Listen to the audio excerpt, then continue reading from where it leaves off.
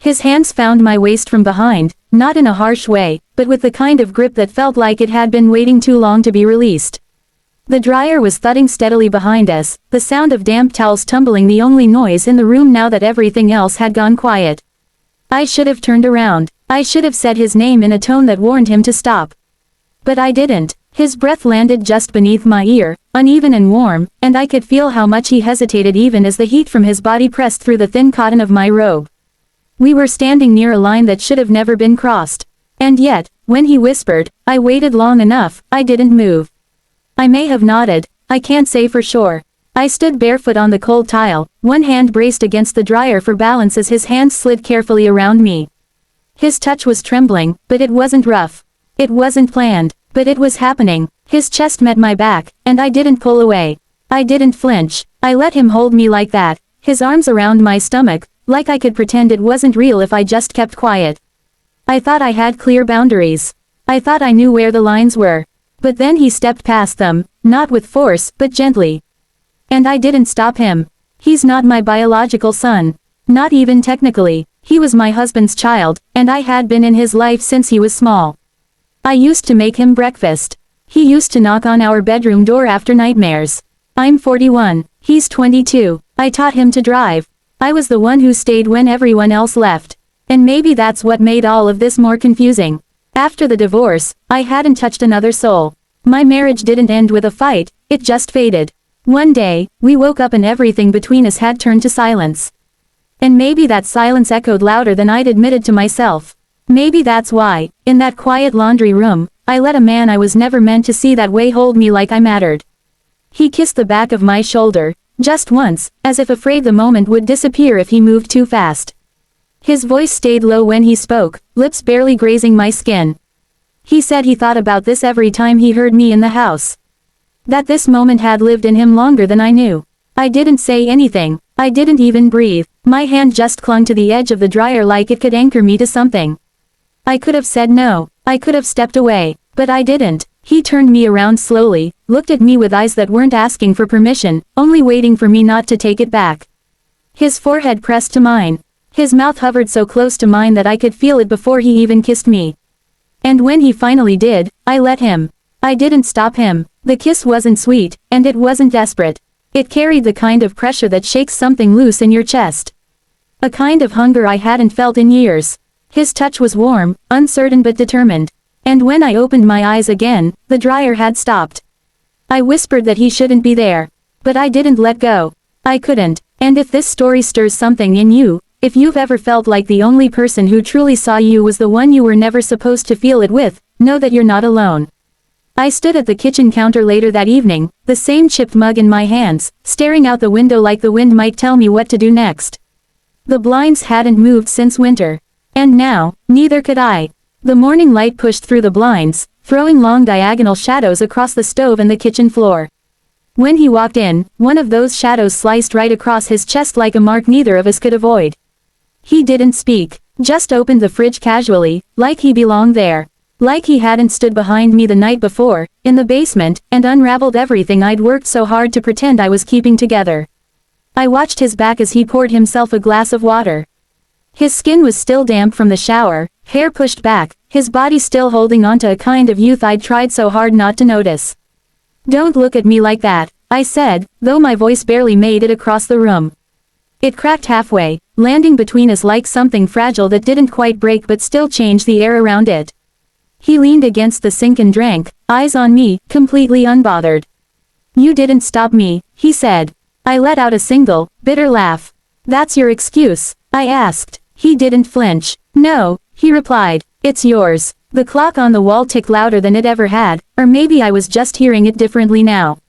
Everything that had always been there, the worn tile beneath my feet, the lingering smell of scorched coffee, suddenly felt sharper, more present. I turned away and started scrubbing a pan that didn't need washing. It had been 2 months since his father left for good. 3 since I'd last felt a touch that didn't feel like a formality. In the time between, I'd filled my days with patterns, cooking, folding laundry, keeping the house in quiet order. Then Tyler had come back from school. He wasn't meant to stay long. A week, maybe 2, depending on how soon his internship would begin. He took the guest room. He joked over dinners. He left his towels on the floor like he hadn't aged past 17. But he had. And somewhere in the quiet between late-night dishwashing and the subtle way he started sitting too close on the couch, I stopped seeing him as a boy. I dried my hands slowly and forced myself to look at him again. "You should leave today," I said. "Pack your things," I told him, my voice barely above a whisper. "Go back to your mother's." His expression tightened, his brow creased like he was trying to hold something in. "Is that what you want?" he asked quietly. I didn't answer right away. "I didn't say that," I murmured. "But you will," he said, as if certain of the outcome.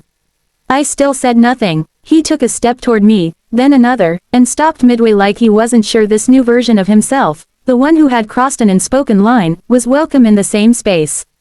"I don't want to mess this up," he said. But I shook my head.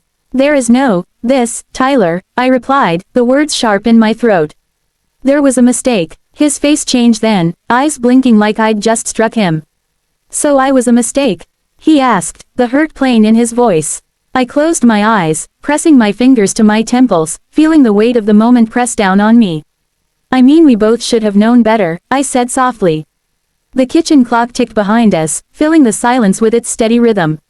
"You ever get tired of that?" he asked. I looked up. "Tired of what?" "Of always knowing better," he said. "Of always being the one who makes the right decisions for everyone else. Doesn't that get lonely?" My mouth went dry. He stepped in closer. His fingers brushed my wrist, just barely, but it sent a chill skimming up my arm. The same chill from the night before. "You think I don't see you," he said. "You think I don't notice you moving through this house late at night, trying to make it feel alive again." "Tyler," I said, my voice tight. "I didn't plan that," he cut in. "Last night, I didn't plan any of it. But I'm not going to lie. I've thought about it, longer than I should have." I could barely swallow. My hands started to tremble again, and I gripped the edge of the counter to keep them still. "You have your whole life ahead of you," I said. He shook his head. "Don't make this about age," he replied. "You didn't flinch because I'm 22. You flinched because blaming my age is easier than admitting you wanted it too." His words landed with weight I wasn't ready for. I couldn't breathe, and then I looked at him, truly looked, and realized I wasn't talking to the boy who used to leave empty milk cartons in the fridge. This wasn't about the years between us. It was about something deeper. Something that had been quietly building, growing in the shadows while we both tried to ignore it. I turned away, not because I had an answer, but because it was the only thing I knew how to do. It was cowardly, familiar. "If you stay," I whispered, "you stay in the guest room. You don't touch me. We don't talk about this." He didn't say a word, just turned and walked down the hall. The light shifted across the floor as the sun moved, and one of the shadows disappeared. Then I heard the guest room door click shut. And I stood there, staring at the clock again, as if it could rewind time or fix what had already unraveled. I stood there, just listening to the steady tick of the clock downstairs. It felt like it was counting down to the next thing I wouldn't be able to undo. My hands reached for the basket of towels without thinking, and I carried it upstairs even though no one had asked me to. It was something to do. Something to keep my hands busy while the silence wrapped itself around the house like fog. The hallway upstairs was dim, shadowed even though it was still afternoon. There were no windows, just the low hum of the bathroom fan someone had forgotten to switch off. The noise made the air feel heavier. His door was cracked open just a sliver. It hadn't been open in 3 days. I hadn't knocked. I hadn't even gone near. Not since the kitchen. Not since I'd drawn a line I wasn't sure either of us could follow. But now, with the basket of warm towels clinging to my fingertips, I found myself frozen. Then I heard it, his voice. Quiet, barely above the fan's hum. "You always look like you're about to walk away." I turned. He stood in the doorway. T-shirt on this time. Still barefoot. His eyes held something softer than I was ready for. "I wasn't," I said, though I didn't sound convincing, not even to myself. "I didn't mean you were going to ditch the towels and run," he said. "I meant you were going to pretend again. Like you don't want to talk." And God, I hated how right he was. He stepped back into the room without waiting for an invitation. And I followed, because pretending was getting harder than the truth. The room smelled like detergent and soap. And something else. Something warmer. Something I wasn't ready to name. He sat on the edge of the bed, elbows resting on his knees, fingers knotted together. "I need to ask you something," he said, not looking at me. I stayed near the door, arms wrapped tight around the laundry basket like it might anchor me to the floor. He finally looked up. Did you ever think about it before it happened? The question landed with a thud in the center of my chest. You can lie if you want, he added. But I'd rather hear the truth than be polite. I looked at the wall instead of him. The fan hummed behind us, low and steady, making everything feel strangely distant, like we were floating in that fragile space between what had already been said and what couldn't be taken back. Yes, I whispered. I thought about it. His shoulders dropped, not in relief, but under the weight of something heavier. I thought I was disgusting for it, I added. Still do. He let out a short breath. That makes two of us. He stood up and started pacing the small room, like he needed motion to stop the words from swallowing him whole. You remember the night your husband left? He asked. I stayed for dinner that night, he said softly, just to make sure you didn't eat alone. I nodded, remembering. You cried into the pasta. I looked away, ashamed that he had seen that part of me. I wanted to reach across the table so bad I bit my lip to stop myself. His voice cracked, and I heard something raw in it I wasn't ready for. You were wearing that blue sweater, the one with the loose sleeve. The image came back suddenly, like a wave from behind knocking me slightly off balance. You always look tired after 7, he went on. But not ugly tired, just, like you were holding too much. I hadn't expected that. He stopped pacing and looked at me again. I started staying longer after that. Making excuses, talking about school, pretending I had car trouble.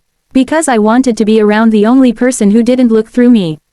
I didn't know, I whispered, and even to myself it sounded weak. I know, he said gently. That's why it felt safe. I stepped further into the room, further than I should have. The laundry basket slipped from my arms and hit the floor with a dull thud. I barely registered the sound. I didn't mean for it to get this far, I said, barely above a whisper. But it did. He sat again, head bowed, voice low. When I said I waited long enough, I didn't just mean for last night.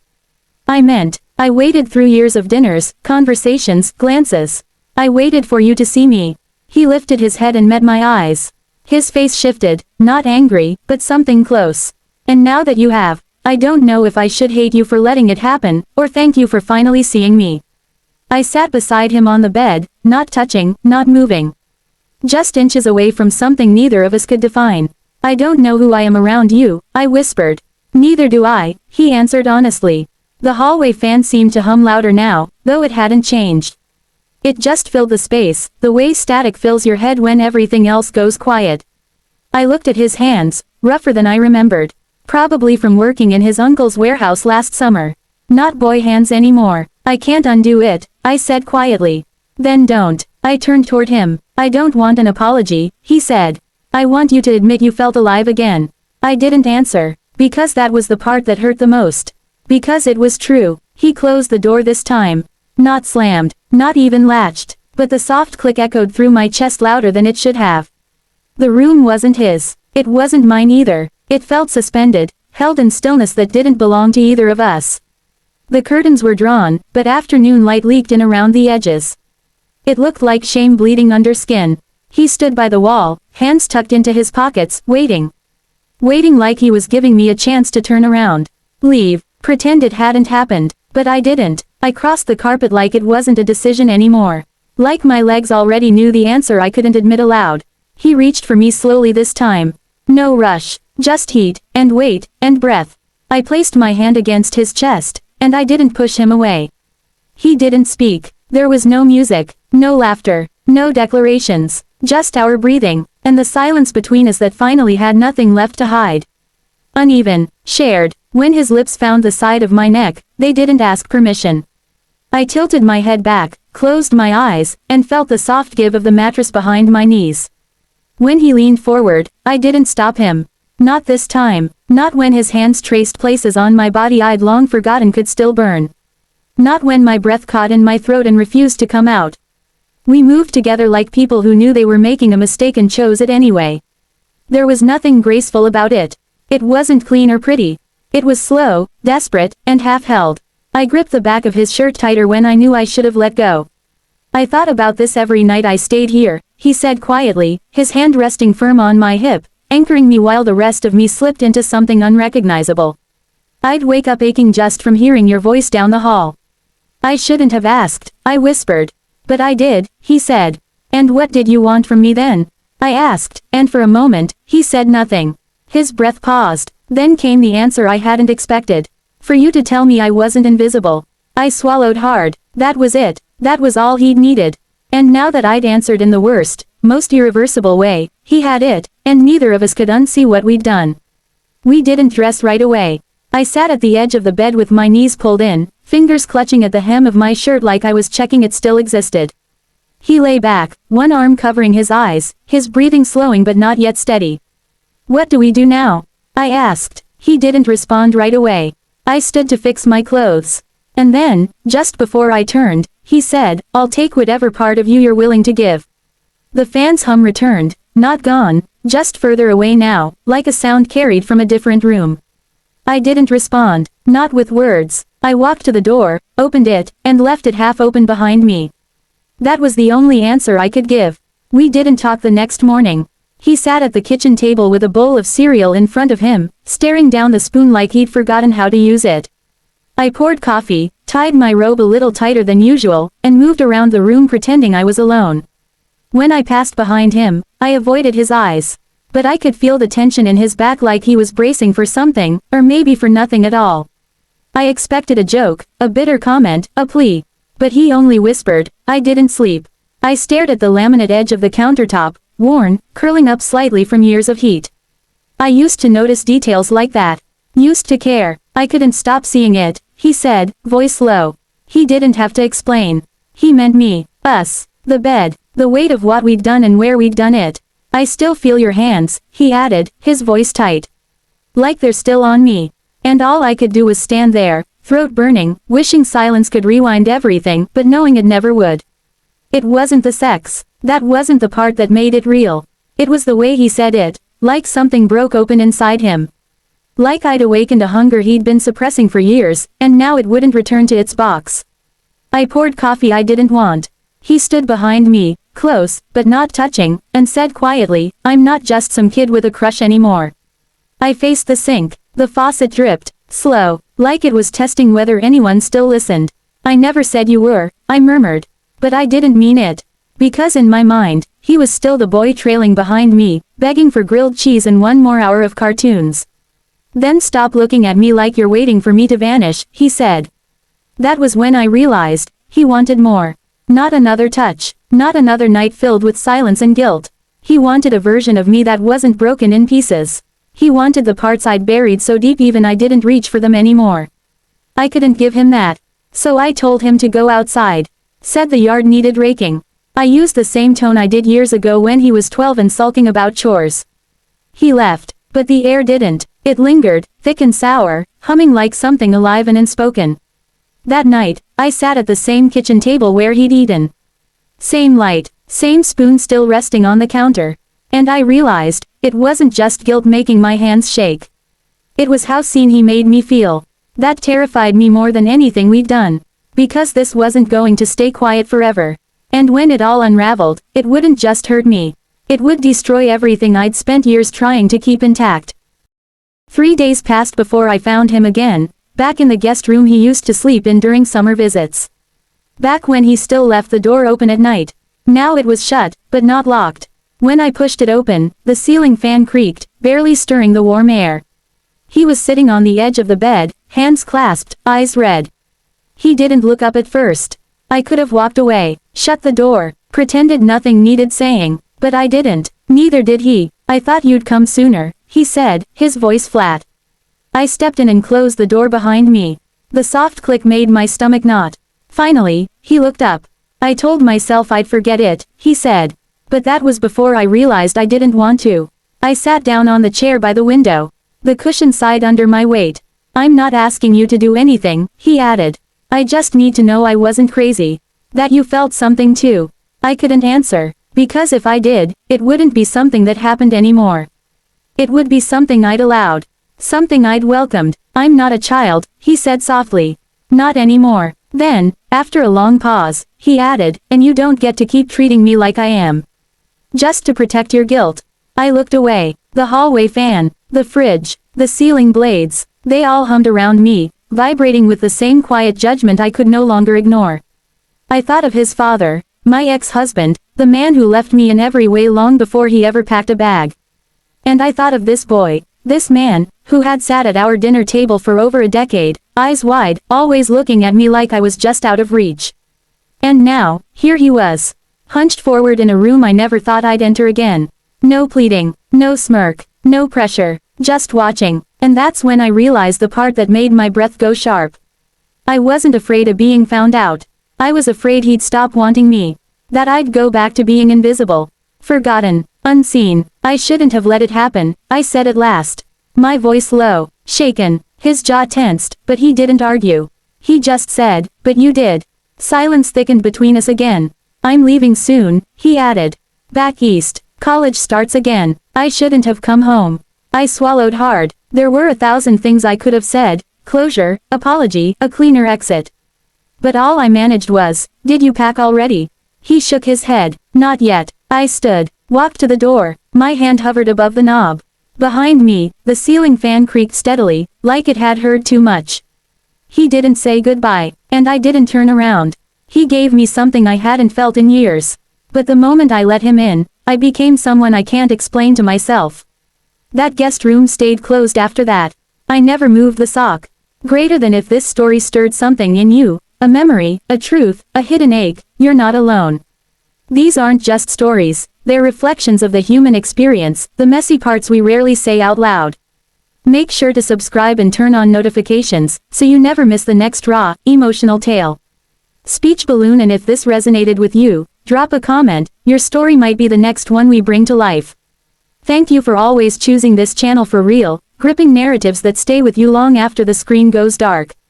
Disclaimer. This story is a work of fiction inspired by emotional themes surrounding betrayal, secrecy, and human vulnerability.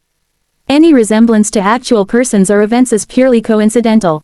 Viewer discretion is advised due to mature emotional content.